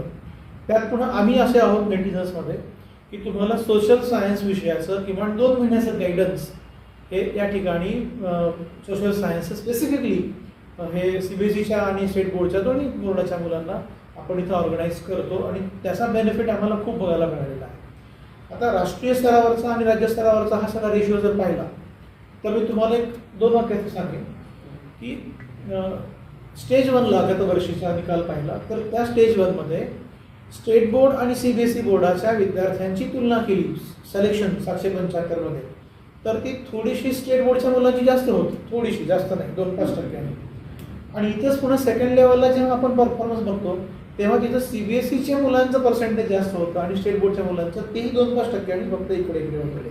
त्यामुळं फर्स्ट स्टेज 1ला स्टेट बोर्डच्या मुलांची सिलेक्शनची संख्या जास्त जरी असली तरी खऱ्या अर्थानं की ज्यांना स्कॉलरशिप अवॉर्ड होते, ज्यांना NTC स्टेज 2 अवॉर्ड होते, अशा 2000 मुलांमध्ये सरतेशेवटी CBSEची मुलांची संख्या जास्त असते. अर्थातच कारण सेकंड लेवलला सिलेबस हा NCERTचा सिलेबस तिकडे असतो. म्हणून तिकडं स्टेट बोर्डच्या मुलांनी पहिल्यापासून हे लक्षात ठेवायचं की त्यांनी दोन्हीही बोर्डाचा अभ्यास चालू ठेवायचाच आणि सायमल्टेनियसली समांतर अशा पद्धतीने CBSEच्या मुलांनी सुद्धा दोन्ही बोर्डाच्या पुस्तकांचा अभ्यास चालूच ठेवायचा. म्हणजे मग पुस्तकांचा विषय जेव्हा येतो ना तेव्हा मी काय सांगेन माझ्या अनुभवाने एवढ्या वर्षांच्या की ज्याला NTC करायचं आहे त्यांनी 8वी 9वी 10वी पासूनच किंवा 9वी 10वीच्या मध्ये स्टेट असेल तर NCERTची पुस्तकं पण सोबत घेऊन वाचायला, नोट्स काढायला चालू ठेवा. आणि CBSE म्हणजे NCERTचा स्टुडंट असेल, CBSE स्टुडंट असेल तर त्यांनी स्टेट बोर्डची पुस्तकं घेऊन पण त्याचा नोट्स आणि अभ्यास करायला चालू ठेवा. हा त्याच्यामधला एक टर्निंग पॉईंट तुमच्या होऊ शकतो. सोशल सायन्सच्या संदर्भामध्ये मला अजून एक गोष्ट इथे ऍड करायची आहे की त्याच्यामध्ये आता 9वी आणि 10वी अशा दोन्ही वर्गाच्या सिलेबसवर आधारित आपल्याला स्टेज 1 आणि स्टेज 2 मध्ये परीक्षेमध्ये पेपर Yes. प्रश्न बघायला भेटणार आहे. तर मग 9वी आणि 10वीचं वेटेज कशा पद्धतीने आहे हा. तर ते मला सांगायला सांगा. आवडेल. स्टेज 1 मध्ये 9वीचा जो सिलेबस आहे, 9वीचं जे वेटेज आहे ते 10वीच्या तुलनेमध्ये कमी आहे स्टेज 1 मध्ये. स्टेज 1 पण स्टेज 2 मध्ये असं नाही. 9वी आणि 10वीचं वेटेज अगदी समान किंवा 9वीचं वेटेज हे 10वी पेक्षा सुद्धा जास्त होऊ शकतं. गत वर्षीच्या पेपरवरून आपण फॉर एक्झाम्पल 40 पैकी 24 प्रश्न 9वीचे विचारण्यात आले होते स्टेज 2 मध्ये. या वर्षी जी झाली म्हणजे आपली जी 21 मुलं सिलेक्ट झाली होती त्यांचा जो स्टेज 2 झाला त्याच्यामध्ये 40 पैकी 24 प्रश्न हे सोशल सायन्सचे NCERT मध्ये 9वीच्या.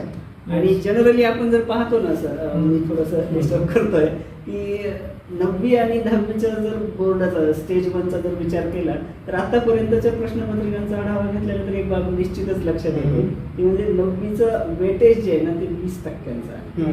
8 ते साधारणतः स्टेज 1 मध्ये 8 ते 9 प्रश्न हे 9वीच्या अभ्यासक्रमातून येतात सॅटच्या पेपरमध्ये. मग ते सायन्स असेल किंवा मग सोशल सायन्स असेल, कोणताही विषय असो. सॅट मधले जे शालेय क्षमता चाचणी म्हटलं की ते 9वीचे 20% प्रश्न मात्र त्यामध्ये इन्क्लूड केलेले आहेत. हे झालं सोशल सायन्सचे. परंतु आता आपण म्हणायला सर की 9वीच्या म्हणजेच परीक्षेपर्यंत तयारी करायची आहे. परीक्षे आतापासून म्हणजे एप्रिल महिन्यापासून आपण 10वी समजा लॉन्च केली आता, 9वीच्या परीक्षा वगैरे शाळांमध्ये संपलेल्या आहेत. तर परीक्षेपर्यंत ती नेमकी परीक्षा होते केव्हा? परीक्षेची तारीख कशी? स्टेज 1 असतं, मग पहिले स्टेज केव्हा होते, स्टेज 2 केव्हा होते, आणि यामध्ये काही अंतर असतं का की लागलीच होते आणि बोर्ड परीक्षांवरती याचा कसा परिणाम, पॉझिटिव्हली कसा परिणाम? आता मला चांगला अपेक्षित होतं की हा प्रश्न आपण घ्यायला हवा होता की कधी परीक्षा होते. खरं तर हा अत्यंत महत्त्वाचा प्रश्न आहे. कारण बोर्डाच्या परीक्षा ह्या मार्च एप्रिल आणि यावर्षी तर त्या एप्रिल एंड मे जून अशा व्हायला कोरोनामुळे. कदाचित पुढच्या वर्षी अजून एखाद महिना नेहमीपेक्षा पुढे जाईल परीक्षा, बोर्डाची परीक्षा. तर इकडं NTSCनेच हे सगळं प्लॅन आउट केलं, त्या बोर्डानेच प्लॅन आउट केलं की जनरली नोव्हेंबर महिन्याच्या पहिल्या किंवा दुसऱ्या रविवारी परीक्षा होते जनरली. ती गतवर्षी डिसेंबरमध्ये झाली कोरोनामुळे, एक महिना पुढे. पण आपण नोव्हेंबरच गृहीत करून चालू, आणि त्यामुळं मार्च एप्रिल, खूप झालं तर एप्रिल हा महिना ठीक आहे. तर यापासून आपण तयारी सुरू करायची आणि ती जाऊन आपल्याला संपवता येते ऑक्टोबर महिन्यापर्यंत. म्हणजे हा जो सगळा पहिला सत्रातला विषय आहे फर्स्ट टर्म, त्या फर्स्ट टर्ममध्ये तुमच्या हातावरनं NTSC निघून गेलेली असते. इन्क्लुडिंग स्टेज 2 सुद्धा आपण त्याची प्रिपरेशन करून घेतोच नेटिझन्समध्ये. आणि त्यामुळं तुम्हाला हे प्लॅनिंग खूप सुटेबल राहतं. बऱ्याचदा काय असतं की प्लॅनिंगच होत नाही व्यवस्थित. सुरू झालं तर सुरू झालं, पण त्याचा कुठंही साचेबद्धपणा, त्याच्यामध्ये कुठेही असं सुसूत्रता सगळ्या पद्धती, सगळ्या कामांची ती येत नाही. आणि नेटिझन्सचं NTSC हे तसं तर मुख्य फोकस्ड प्रोडक्ट आहे, आपण त्याच्याबद्दल पुढं बोलणारच आहोत. त्यामुळं पहिल्या लेवलची परीक्षा नोव्हेंबरला झाली तर दुसऱ्या लेवलची परीक्षा ही तुमच्या 10वीच्या बोर्डाच्या परीक्षेनंतर साधारण 1 महिन्यानी होते, मे महिन्यात वगैरे, दरवर्षीचा अनुभव बघितला तर. पण ती यावर्षीला कदाचित अजून त्याची डेट फिक्स नाही आहे. तशी त्यांनी जूनला अनाऊन्स केली आहे ह्या बॅचची, 2020-21 बॅचची. पण कदाचित ती जूनची जुलैमध्ये पण जाण्याची शक्यता नाकारू शकत नाही. म्हणजे मागच्या या बॅच 2020-21च्या बॅचची तिचा रिझल्ट अजून येण्याचं बाकी आहे. म्हणजे बोर्डाच्या आधी साधारण 4 महिने तुमची लेवल 1 होऊन जाते आणि बोर्डानंतर 1 महिन्याने तुमचं लेवल 2 परीक्षा होते. हे आपण त्याचं काळ जर बघितला तर तो निश्चित आहे. त्यामुळं बोर्डाच्या परीक्षेवरती 1%ही दुष्परिणाम होत नाही. झाला तर 20%चा सकारात्मकच परिणाम होतो तुमचे मार्क्स वाढवण्यासाठी. सगळे ऑब्जेक्टिव्ह तयार होतात असे, म्हणजे एवढे त्रंबळ होतात मुलांना की ते झोपे जरी प्रश्न विचारला एखादा बोर्डाचा तर तो विद्यार्थी सहजही त्याचं उत्तर देऊ शकतो किंवा अजून इतकी प्रिपरेशन होते. नोव्हेंबर मध्ये एक्झाम होणार आहे स्टेज 1ची. स्टेज 1 मध्ये स्टेट बोर्डचे जे विद्यार्थी आहेत की नोव्हेंबरपर्यंतच मॅथ, सायन्स आणि सोशल सायन्स या तीनही विषयाचा शेवटपर्यंत अभ्यास करणार आहे. संपूर्ण अभ्यास Yes, करणार आहे. yes. म्हणजे हा फायदाच म्हणावा लागेल. नक्कीच रिव्हिजन स्वरूपामध्ये हो. वारंवार किती खोलामध्ये जाऊन अगोदरच अभ्यास केलेला असतो. कारण ज्यावेळेस ऑब्जेक्टिव्ह परीक्षा होते, वस्तुनिष्ठ परीक्षा असते, त्यावेळेस खोलात जावंच लागतं. बारकाईने अभ्यास करावा लागतो, संकल्पना समजून घेणं गरजेचं असतं. सर, सर्वसाधारण NTSCचं स्वरूप कसं असतं, परीक्षा काय असते, फायदे काय असतात, याविषयी तर माहिती मिळालेली आहे. एक राहिलं सर, एक राहिलं. माध्यम. या परीक्षेचं माध्यम जे आहे ते तुम्हाला संपूर्णतः मराठी पण घेता येतं, संपूर्णतः इंग्रजी पण घेता येतं आणि ते सेमी इंग्रजी पण घेता येतं. आपण मराठी मुलांचा विचार केला तर बाकी याचं देशभरातल्या वेगवेगळ्या राज्यामध्ये वेगवेगळ्या माध्यमातून परीक्षा ही निश्चित होत असते.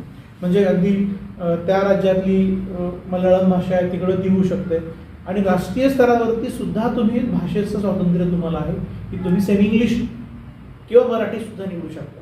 त्या ठिकाणी तुम्हाला तसा स्टेज 2 ची परीक्षा ती पण देता येऊ शकते आणि त्यामुळं हा माध्यमाचा मोठा बेनिफिट तुम्हाला तुमच्या मिळू शकतो. आपल्या बोलण्याच्या ओघातले माध्यम Yes, sir. हे सगळी सर्वसाधारण माहिती सर. आता परीक्षा कशी, कोणी द्यायची, त्याचे फायदे काय आहेत, नेमकं हे झालं. परंतु जिज्ञासा जी आहे ती नेटिझन्स फाउंडेशन अकॅडमी आणि NTSC हे समीकरण कुठेतरी आता बनत चाललेलं आपल्याला दिसतं. तर लातूरमध्ये आणि महाराष्ट्रामध्ये आपण एक चमत्कार घडवला की मी त्याला मिरॅकलच म्हणेन आणि तो घडवून आणण्यासाठी आपण मिरॅकल मॅन म्हटलं तरी ते अवाजवी नाही ते वास्तविक आहे. त्या पद्धतीनं मग आपण 21 विद्यार्थी, मग हे समीकरण जे बनत आहे त्यामध्ये नेटिझन्स फाउंडेशन अकॅडमीचं नेमकं योगदान काय आहे? मी आता बघा की मिरॅकल झालं असं एका अँगलनी फक्त म्हणता येऊ शकतं. ते म्हणजे काय तर सिंगल इन्स्टिट्यूट, म्हणजे आपण असं म्हणालो की कसं असतं की काही काही नामांकित ब्रँड्स आहेत त्यांच्या 10-15 शाखांमध्ये 20 शाखांमध्ये मिळून 17-18-19 पर्यंत मुलं जतवर्षीला होती. पण नेटिझन्स ही अशी एकमेव अकॅडमी आहे की जी एका सिंगल ब्रँचमध्ये राहून महाराष्ट्रामध्ये 21 मुलांचं सिलेक्शन त्या अकॅडमीने दिलं. त्यामुळं आता थोडंसं आपण मागे बघूया. 2016-17ला आपण आपली पहिली बॅच नेटिझन्सची 10वीला बसवली. त्यावेळेला 4 मुलं स्टेज 1ला गेली, 1 मुलगा स्टेज 2ला क्वालिफाय झाला. 17-18मध्ये 9 मुलं सेकंड लेवलला गेली, त्यातली 5 मुलं सेकंड पण क्रॉस करून पुढे गेली. 2018-19मध्ये 11 विद्यार्थी आपल्या फाउंडेशन अकॅडमीचे होते, त्यातली परत 9 विद्यार्थी हे सेकंड स्टेज पण क्रॉस करून गेली. 2019-20 मध्ये 21 मुलांचं रेकॉर्ड झालं. ते रेकॉर्ड झालं निश्चित. आणि त्यामुळे लातूर जिल्ह्यामध्ये नेटिझन्सच्या पूर्वी असणारं NTSCच्या संदर्भाने वातावरण कसं होतं की सगळे मिळून लातूर जिल्ह्यातून 7, 8, 9, 10, 11, 6, 7, 8, 9, 10 असे त्या वर्षी मुलांचं सिलेक्शन होतं. पण गतवर्षीचं सिलेक्शन आपण जर काउंट केला तर 28 मुलं लातूर जिल्ह्यातून सिलेक्शन झालेली होती. त्या 28 मुलांपैकी 21 जण निवड हे नेटिझन्स फाउंडेशनचे विद्यार्थी होते. 75% एक्झॅक्टली. म्हणजे 25% फक्त बाकीच्यांसाठी मार्जिन राहिलं होतं बाकीच्या इतर सगळ्या ठिकाणच्या मुलांच्या बाबतीमध्ये. आणि तो एक खूप मोठा ध्रुवीकरण ज्याला म्हणतो आपण विद्यार्थ्यांच्या गुणवत्तेला घडवत असताना, हे गुणवत्तेचं ध्रुवीकरण हे नेटिझन्समध्ये झालेलं तुम्हाला प्रत्येक स्पर्धा परीक्षेमध्ये आणि बोर्ड परीक्षेमध्ये सुद्धा पाहायला मिळतं. त्याच्यात NTSC हे सुद्धा एक उत्तम चपलक असं बसणं उदाहरण आहे. महाराष्ट्रासाठी कॉन्ट्रीब्युशन काय असं तुम्ही म्हणाल होतं, खरं तरी सुरुवात झालेली आहे. फार मोठं कॉन्ट्रीब्युशन आपण महाराष्ट्रासाठी त्याच्यामध्ये दिलेलं नाही आहे. पण मग आपण ऑनलाईन टेस्ट सिरीजच्या माध्यमातून गतवर्षीला सुद्धा दिलं. म्हणजे सातारा, वाई, औरंगाबाद, बीड, जालना, उस्मानाबाद, हिंगोली, नांदेड, सोलापूर, कोल्हापूर, मुंबई, वाशिम अशा वेगवेगळ्या ठिकाणावर 1-2 बीड, 1-2 4-5 विद्यार्थ्यांनी ह्या ऑनलाईन टेस्ट सिरीज आपल्या यावर्षी घेतलेल्या आहेत. त्याच्या आदल्या वर्षी नव्हत्या. 20-21 मध्ये त्या घेतलेल्या आहेत. आता त्यांचा निकाल येणं बाकी आहे आणि ते सगळेच होपफुल आहेत. त्या सगळ्यांचे फीडबॅक असे आहेत की आम्हाला नेटिझनच्या टेस्ट सिरीजचा प्रचंड मोठा फायदा झाला आणि तो म्हणजे क्लोज टू एक्झाम पेपर नेटिझनचे पेपर सगळे राहिले. आणि त्यामुळं थोडेसे आपण लेवलवरती असते पण मग थोडंसं 0.5 लेवलवरती असेल तर मग जी मॅच केस लेवल असणार आहे ना ती मग बरोबर त्या ठिकाणी मुलांना सापडते आणि ती मुलं प्रिपेअर होतात. फक्त ही कुठेही मिरॅकल किंवा चमत्कार अशा स्वरूपानं फक्त प्रश्न दिले आहेत आणि त्याची उत्तरं दिली आहेत आणि मग ते सगळं काम होतं असं नसतं. तर मुलांचं कॉन्ट्रीब्युशनही तेवढंच पाहिजे. अकॅडमीचं कॉन्ट्रीब्युशन जितकं आहे तितकं मुलांचं पण असलंच पाहिजे. तितकं कामगिरी आपण हे निश्चित केलं पाहिजे. येस सर, आपण खूप हेवी काम करत आहात. आज जर आजची परिस्थिती पाहिली तर मागच्या वर्षभरापासून आपण पाहतोय की यूट्यूब चॅनल असेल किंवा सोशल मीडिया असतील, विविध शैक्षणिक ॲप्स आहेत आणि हे ऑनलाईन शिक्षणाचा जो ट्रेंड येऊ घातलेला आहे त्यामध्ये आपण नेटिझन्सचं वेगळेपण कशा पद्धतीनं आहे असं सांगू शकता?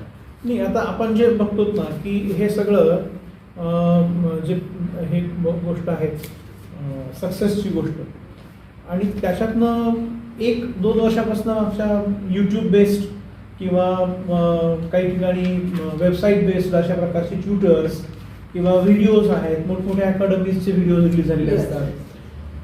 पण ते सगळे असे स्कॅटर्ड असतात, तुकड्या तुकड्यामध्ये असतात. त्याच्यामध्ये सलगता नाही किंवा त्याच्यामध्ये पाठपुरावा नाही. तुम्ही ते फक्त वन वे अफेअर सारखा आहे. तुम्ही ते फक्त व्हिडिओ सगळं ऐकत राहता आणि जर तो घेणारा विद्यार्थी तो घेईल तर तो पूर्णपणे घेऊ शकणार नाही, त्याची परिपूर्णता ठिकाणी येणार नाही.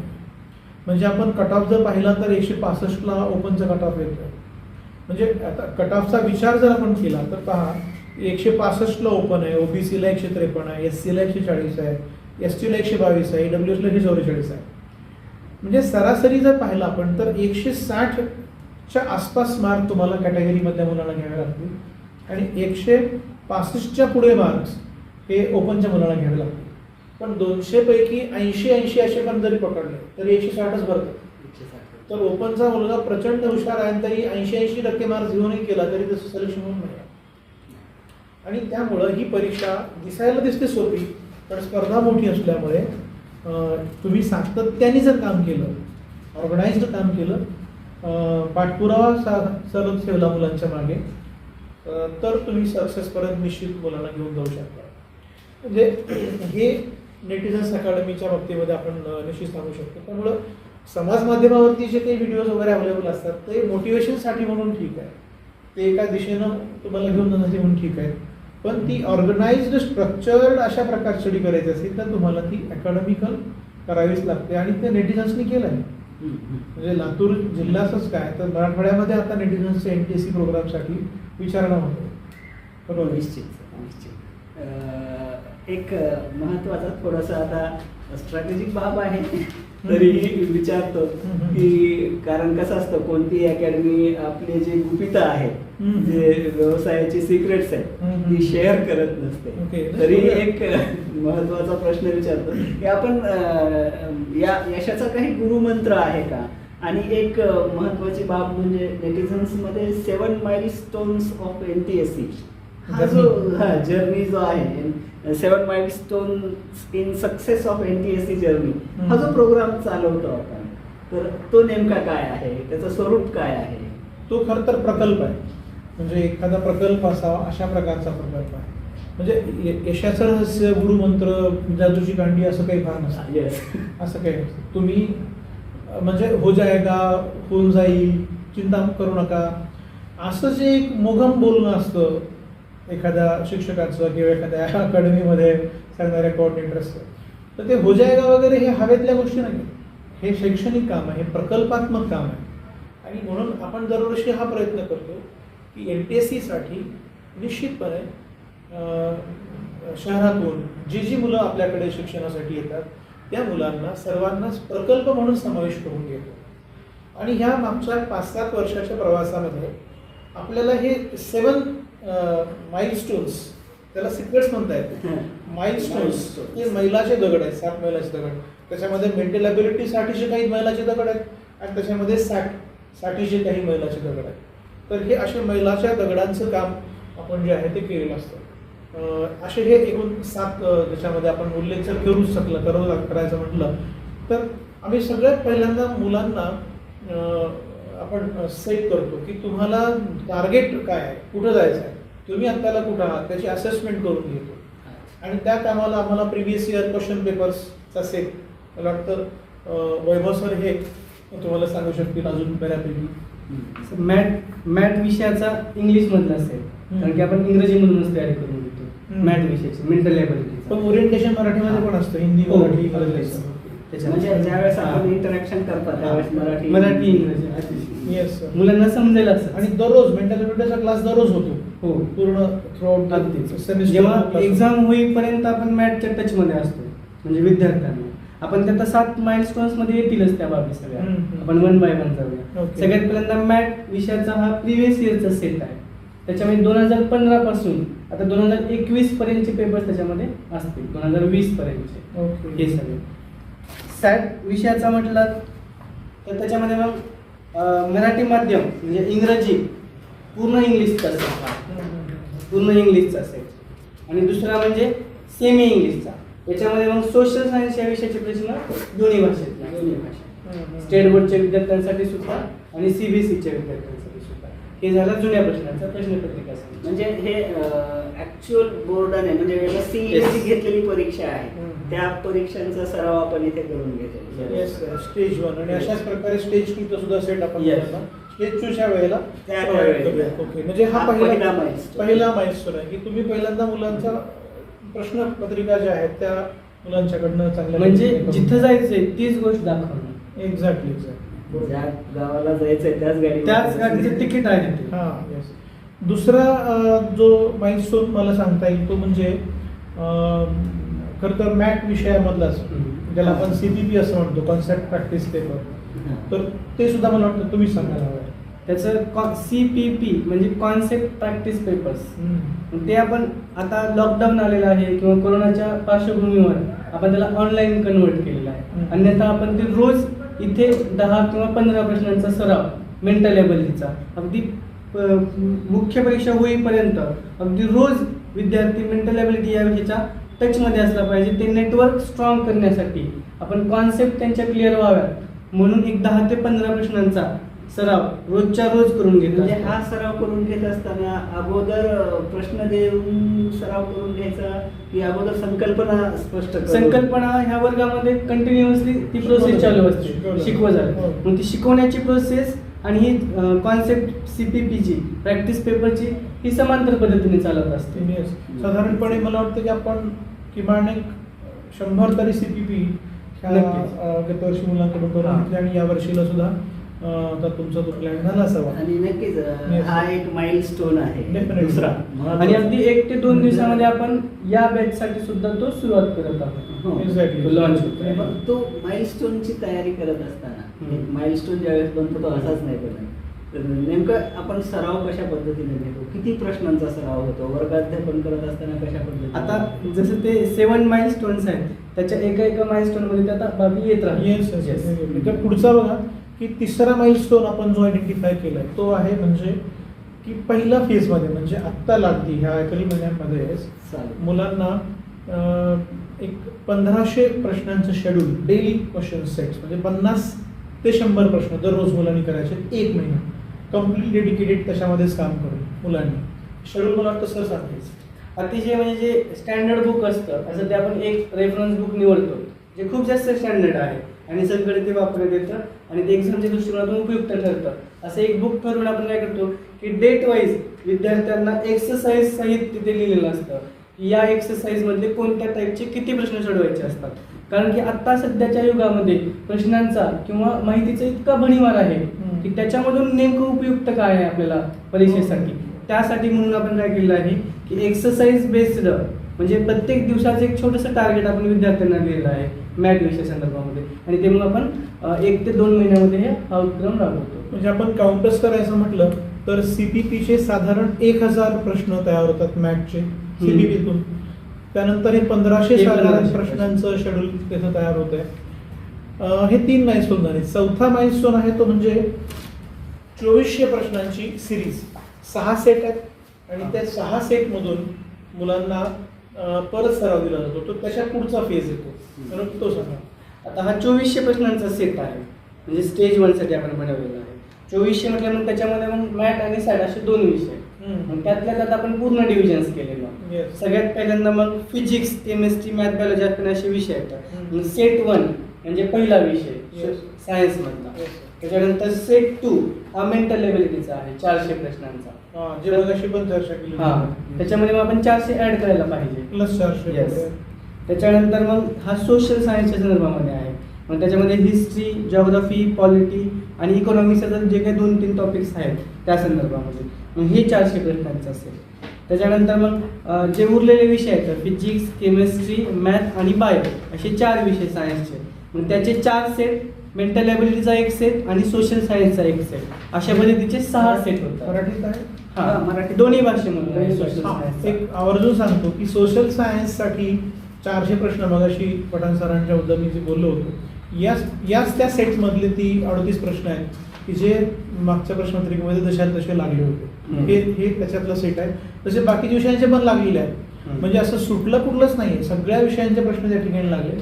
स्पेसिफिकली सोशल सायन्स आणि मेंटल ॲबिलिटी बद्दल जी चिंता करणं असतं मुलांच्या समोर की हे आमचं होत नाही, तर ते नेटिझन्समध्ये अतिशय प्युअरली चांगल्या पद्धतीनं करून घेतो. हे 6 सेट 400 गुणिले 6 हां, म्हणजे परत 2400 2400 400 मॅथचे आणि 2000 सॅटचे तिकडे गेले. ओके, हा आपला 4था माइलस्टोन झाला. आणि सोशल सायन्सचं विशेष म्हणजे काय, कारण की आपण जेव्हा वर्गामध्ये किंवा क्लासमध्ये शालेय अभ्यासामध्ये त्याच्यामध्ये मग सब्जेक्टिव्ह स्वरूपाचे प्रश्न त्यांना बघायला भेटतात. हो. म्हणून ऑब्जेक्टिव्हची ओळख नव्याने होत असते. एक्झॅक्टली. म्हणजे त्याच्यामध्ये सोशल सायन्सला 16 हिस्ट्रीचे, 16 जॉग्राफीचे आणि 8 सिव्हिक्स किंवा पॉलिटिकल सायन्स ज्याला म्हणतो आपण त्या एवढंच विषयावर नाही सर, तर ज्यावेळेस आपण यांचा क्लास घेत असतो तर त्या क्लासमध्ये देखील एका मुद्द्यावरती एका वाक्यावरती 5-5, 6-6 प्रश्न कसे बनतात, NTSCच्या प्रश्नांचं स्वरूप कशा प्रकारचं आहे ते समजावून सांगत असताना ते वेगळेच प्रश्न डिस्कस झालेले Yes. असतात, ओळख झालेलीच असते. एक आता 5वा माइलस्टोन आपण सांगूया. तो माइलस्टोन आहे टेस्ट सिरीजचा. हां. टेस्ट सिरीज ही एक नेटिझनची वेगळी खासियत बनून गेलेली आहे. टेस्ट सिरीजमध्ये सुद्धा 2 फेज आहेत टेस्ट सिरीजचे. ते कसे आहेत सर? आता टेस्ट सिरीज आपण 2 फेजेसमध्ये आयोजित करतो. त्याच्यामध्ये जो पहिला फेज आहे तो चॅप्टर वाईजचा आहे. कारण की अगदी जर एखादा चॅप्टरच तयार झालेला नसेल तर मग फुल सिलेबसची एक्झाम कशी देणार. Exactly. त्याच्यामुळे आपण काय करतो की पहिल्या फेजमध्ये चॅप्टर वाईज टेस्ट ऑर्गनाईज करतो. म्हणजे मग त्याच्यामध्ये मग मॅट आणि सॅट असे दोन्ही विषय. मॅटमध्ये पण जे काही विषय म्हणजे चॅप्टर शिकवलेले आहेत मग त्या चॅप्टरचं आपण एक व्यवस्थित डिझाईन करतो, त्याचे कॅटेगरायझेशन करतो की पहिल्या टेस्टला कुठल्या चॅप्टरवर परीक्षा होणार. तेच मग सॅटच्या बाबतीमध्ये मग त्याच्यामध्ये मग सगळे विषय फिजिक्स, केमिस्ट्री, मॅथ, बायोलॉजी आणि सोशल सायन्स. मग आपली ही अशा 7 ते 8 टेस्ट ह्या चॅप्टर वाईज होतात आणि उरलेल्या ज्या टेस्ट आहेत फुल सिलेबस अशा दोन्ही फेज मिळून जवळपास 25 पेपर्स आपण नेटिझन्समध्ये आयोजित करतो. मग 25 प्रश्नांचं जेव्हा तुम्ही कॅल्क्युलेशन कराल तेव्हा एका पेपरमध्ये मॅथचे 100 प्रश्न आणि सॅटचे 100 प्रश्न अशा 200 प्रश्नांच्या 25 टेस्ट आपण आयोजित करतो चॅप्टर वाईज आणि फुल सिलेबस. म्हणजे मॅथच्या वाट्याचे 2500 प्रश्न आणि सॅटच्या वाट्याचे 2500. आणि अगदी त्याचं शेड्यूल सुद्धा म्हणजे आपण अतिशय नियोजनबद्ध करून ठेवलेलं आहे ऑलरेडीच. की मग त्याच्यामध्ये मग चॅप्टर वाईज प्रत्येक कॉलम आहे की प्रत्येक सब्जेक्टला की प्रत्येक पेपरला कोणता चॅप्टर येणार आहे. मग अशा 7 ते 8 होतात आणि त्याच्यानंतर मग आपण सोशल सायन्सचं सुद्धा डिझाईन केलेलं आहे कारण की तो गेम चेंजर विषय आहे नेमका. आणि त्याच्यामध्ये मग एका चॅप्टरच्या मुद्द्यानुसार आपण ते केलेलं आहे. मग ते इंग्रजी माध्यमाच्या विद्यार्थ्यांसाठी सुद्धा आणि मराठी माध्यमाच्या अशा दोन्ही विद्यार्थ्यांसाठी. ग्रेट. आणि त्यामुळं सरावाचा आकडा परत आपण जेव्हा मोजतो तेव्हा तो निश्चितच वाढत जातो. आता 6वा जो माइलस्टोन आहे तो म्हणजे मॅथचा ॲट अ ग्लान्स, त्याला आपण म्हटलं की मास्टर स्ट्रोक बुक. खूप कमी पानांचं आहे, मला वाटतं 12 ते 15 पानाचं हे पुस्तक आहे. आणि हे पुस्तक ही नेटिझन्सची खरं तर मॅथमधल्या यशाची गुरुकिल्ली सरांनी ती बनवलेली आहे. ते सांगतील सर. मेंटल ॲबिलिटी या विषयामध्ये आता मग हा गणिताचा भाऊ किंवा गणिताचा मित्र आहे म्हणजे मेंटल ॲबिलिटी सारखा विषय. त्याच्यामुळे मग त्याच्यामध्ये फॉर्म्युलाज किंवा जे ट्रिक्स जे काही अतिशय लॉजिक आहे जे कल्पनेबद्दल बसतात आणि कमी वेळामध्ये अधिक प्रश्न सोडवण्यासाठी मदत करतात. कारण की तीच गुरुकिल्ली आहे म्हणजे 10वीच्या वर्गामध्ये. कारण की प्रश्नांची संख्या 100 आहे, वेळ 2 तास आणि काही प्रश्न सोपे, मध्यम, अवघड अशा स्वरूपाचे आहेत. म्हणून आपण काय केलेलं आहे की मेंटल ॲबिलिटीचे एक सगळे लॉजिक्स त्याच्यामध्ये मग जे काही ट्रिक्स आहेत आपले महत्वाचे जे सिक्रेट्स आहेत की जे कमी वेळेमध्ये आपल्याला उत्तरापर्यंत घेऊन जातात, असे सगळे आपण त्याला काय व्यवस्थित मांडणी करून आपण त्याच्यामध्ये ट्रिक्स आणि लॉजिक्स याला आपण असं मास्टर स्ट्रोक याला आपण असं म्हणूया. ते मेंटल ॲबिलिटी विषया संदर्भामध्ये आपण एक छोटीशी पुस्तिका तयार केलेली आहे. यस, छोटी आहे पण काम मोठं आहे. म्हणजे ती जर मन लावून तयारी हा. केली तर Yes. मुलांना थोडक्यामध्ये हा. खूप मोठं यश, हा. बिलकुल. यश मिळू मी शकतं. मी मी तुम्हाला हे सांगेन की 21 मुलं एखाद्या अकॅडमीची येणं स्टेज 1ला किंवा त्याच्या आधीच्या वर्षामध्ये 11, त्याच्या आधी 9 वगैरे असं, हे सगळं काय होतं की त्या मुलांच्या सगळ्यांच्या सहभागात हा विषय होताच. पण काही जी खरंच टॉपर मुलं असतात त्यांना हे सगळं फार लवकर जुळून येतं आणि ते करतात पूर्णच्या पूर्ण. आपण खास करणं काय करतो की आपण हे सगळ्यांपर्यंत पोहोचतो, सगळ्या मुलांकडून ते करून घेतो. म्हणजे जे बॉटमला बाहेर राहू शकतात कट ऑफच्या त्यांना उचलून कट ऑफच्या मध्ये आणतो. याच्यामुळे ती शेवटची 7-8-10 मुलं जी परत इन होतात ती त्याच्यामुळे होतात आणि त्याच्यासाठी सगळे एफर्ट्स आपण जे आहेत ते लावलेले असतात. ते माइलस्टोन्स आहेत. खरं तर आता 7वा माइलस्टोन जो आहे तो मला वाटत नाही की आपण सोशल समाज माध्यमाच्या वरती आपण सगळं मांडायला पाहिजे, पण तो साधारणपणे वर्कशीटच्या स्वरूपामध्ये असतो. ते वर्कशीट्स कसे आपण बनवतो, कसे मुलांकडनं करून घेतो, त्याचं सिक्रेट हे खरं तर सिक्रेटच ठेवायला हवं. आपण ते सांगणारही नाही असं आम्हाला वाटतं. कारण ते त्याचा आपण कवर तेवढं दाखवूया, पण ते काय आपण त्याच्याबद्दल बोलणार नाही. येस, कारण काय होतं की हा. शेवटी ओपन व्हिडिओ असणार आहे हा. आणि मुलं आपल्यापर्यंत पोहोचावीत त्यासाठी निश्चितच आम्ही याला इथं थांबवणार आहोत. मुळात काय की आपलं जे झपाटलेलं वातावरण होतं या 2-3 हा. वर्षामधलं त्याचा परिपाक आहे आता सगळा. एक्झॅक्टली. Yes. आणि खूप मेहनत घेतली. मी खास करणं संचालक म्हणून मी हे सांगू इच्छितो की जरीही मी सगळं प्रेझेंट करत असलो तरीही या सगळ्या NTSCच्या किंवा इतर कुठल्याही स्पर्धेच्या सक्सेसमध्ये हे एकट्या डायरेक्टरचं कधीच यश असत नाही. ते सगळ्यांचं मिळून तिन्ही टीमचं ते सगळं यश असतं.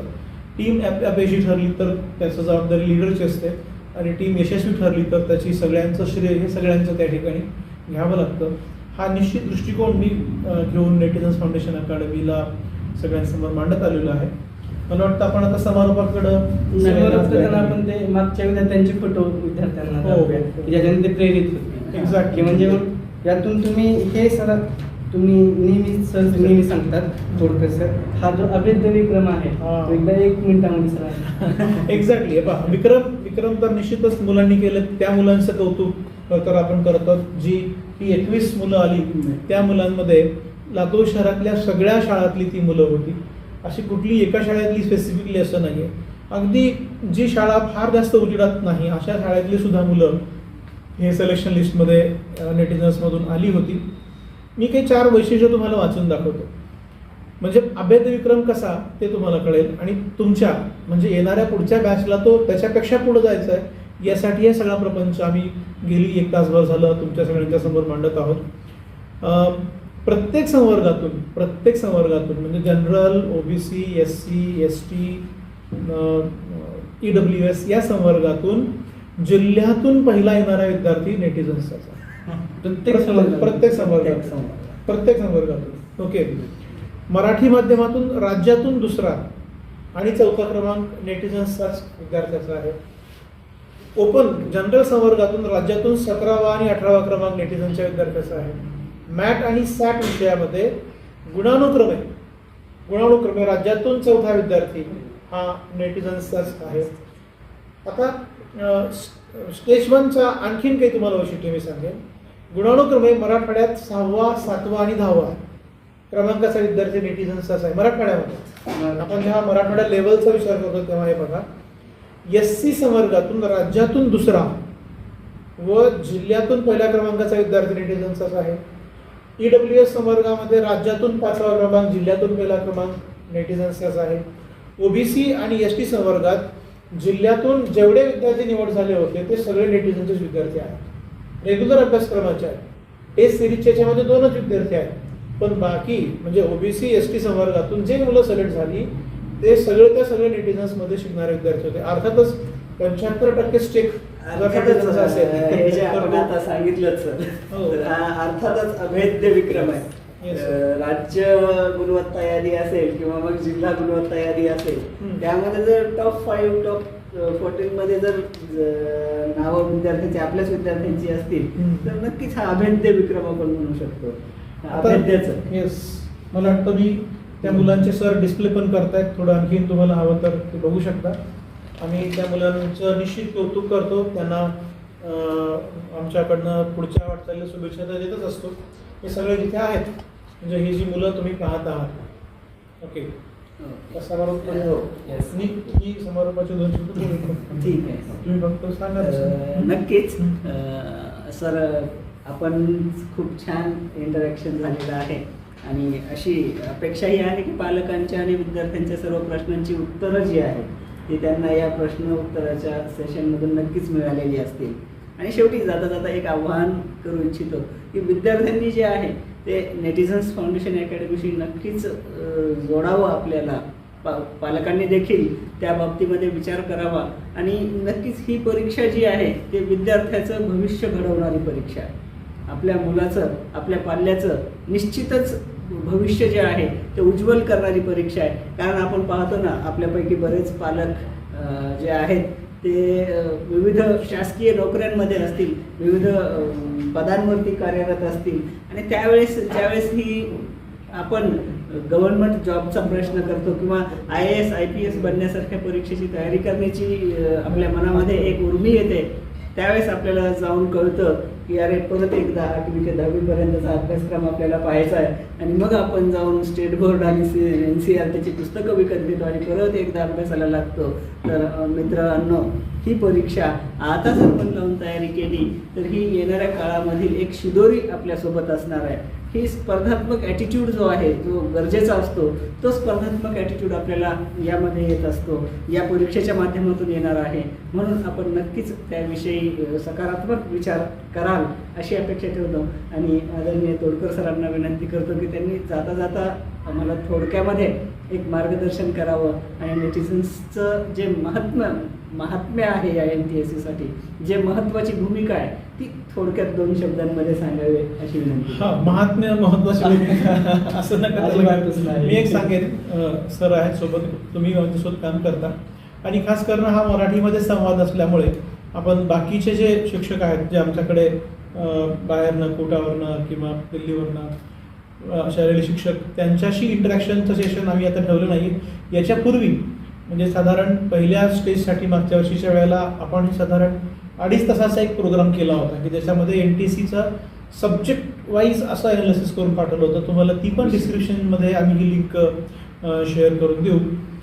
जाता जाता तुम्हाला मी हे नक्की सांगेन की NTSC हे मोर दॅन मनी, मोर दॅन स्कॉलरशिप मनीपेक्षा तुमचा प्राईड वाढवणारी, तुमच्या समाजामध्ये स्थान उंचावणारी शालेय जीवनातली शेवटची परीक्षा म्हणून तुम्ही सगळं पाहायला पाहिजे.